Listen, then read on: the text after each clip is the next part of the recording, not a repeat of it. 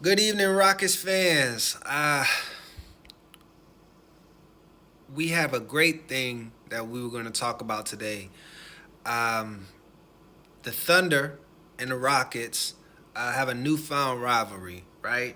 With one side winning and one side losing. I think it was the out of the last nine, no, out of the last, I'm sorry, 10 games, they have beaten us 9 times. They're a young team. They weren't at full strength with one of their better players, Chet Holmgren, being out. But we put up a fight. We put up a fight, and we're in a different conversation now that we've made this next step as a team, right?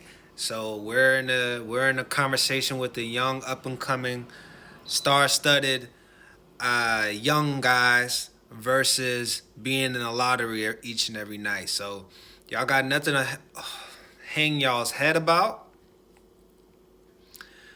Definitely be proud, man. Definitely be proud. Understanding that there's a lot more season left to go, a lot more things left to prove. But with that being said, our overall effort in this game, and the overall theme of this game is there's no way possible that we could win without our top three players playing well. And all three of them played poorly today, or poorly yesterday, last night. So, food for thought. Again, I do want to shout out the Rockets, man, because we played a tough team. This is the best team in the Western Conference. SGA, man, they go as far as he takes him, right? That dude's impressive. All star, all NBA, should have won the MVP last year. And we can start messing with those guys whenever we get our players up to snuff. And we will, man. I know that. We will. We will. We will. While we struggled on offense, our defense shined throughout the first half. We found a matchup on offense that I want to talk about, right? We were seeing Isaiah Hartenstein. We wanted to isolate him on a guard, right? So there's a couple of plays here where I just felt that we've made the wrong decision, right? In the first half, we were not able to get to the rim, right?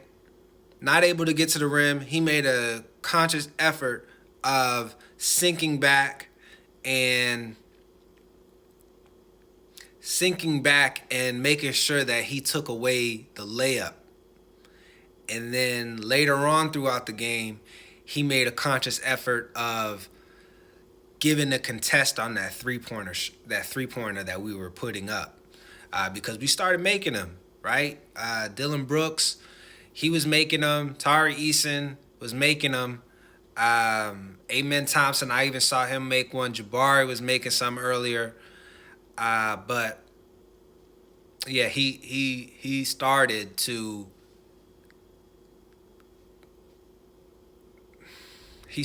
play defense on the three pointer, and I feel like we didn't make adjustments fast enough, right? There's plays like this one here where Fred VanVleet, he's coming over the pick, and he's thinking that Isaiah Hartenstein is going to drop down and guard the rim, but instead you're putting up that shot, and now it gets blocked. There were some plays where it was successful. Jalen Green goes around that same pick. Isaiah Hartenstein, he creeps up in order to defend the three pointer. Jalen ends up making it, but whenever you see him creeping up, we have to be able to make that decision fast enough. And I know this is NBA, right? Full speed. People are going 120 miles an hour, but we got to be able to understand, and we got to be able to make decisions a lot faster to where, okay, he's creeping up, I'm going to the rim, right? I'm getting the easiest shot possible. So we got to do a better job of understanding that. We got to make adjustments on the fly. We got to make great decisions, man, and try to get a great shot every single time down, or else we're going to have games like this where nobody seems to be going, man. Jalen Green had a bad game. 5 for 14, 12 points. That's not good. Alfred Şengün, 6 for 16 with 13 points. You got more attempts than you got points, man. That's not good, y'all. That's not good. Yeah. In the third quarter, Alfred Şengün, I do want to commend you on this, man. Although you had 13 points, you did not settle for the three. On this play here, you got the ball wide open at the three-point line. They wanted to give that to you, obviously, right? What you did was you decided to post up, get a nice little hook shot, ended up making it. That's what I'm talking about. Trying to get the best shot possible. They did a lot of mixing and matching, right? Understanding that we were trying to attack Isaiah Hartenstein on the offensive end. So they ended up taking him out, making Lu Dort the 5. In those instances, I think that we should have started to try to get Alfred Şengün on that post. Try to make Lou defend one of the better post players in the NBA. We completely went away from the post game. First half, they did a good job smothering Alfred Şengün, making him struggle, And once we see them make an adjustment, we got to be able to make an adjustment. We're not making our chess moves. We're not making our chess moves that are being played because it's a game within a game, right? We all want to win. Both teams want to win, but they're going to make adjustments, and then we got to make adjustments. When they're making adjustments, we're not making adjustments. You understand? We're making adjustments to their initial game plan, which is, okay, smother Alfred Şengün, make him not be effective in the post. And then after that, we make the adjustment, okay, let's start getting to our three-point shot. And then when they start defending the three-point shot, we got to go back to the post. You see what I'm saying? We got to have counter moves to balance with moves and counter moves. So finally, I want to talk about Lu Dort, man. Lu Dort has been an excellent shooter. I mean, at least last couple of times that we played him. We got to start guarding this guy, man. We can't say that we are happy with him beating us because he has displayed that he can shoot.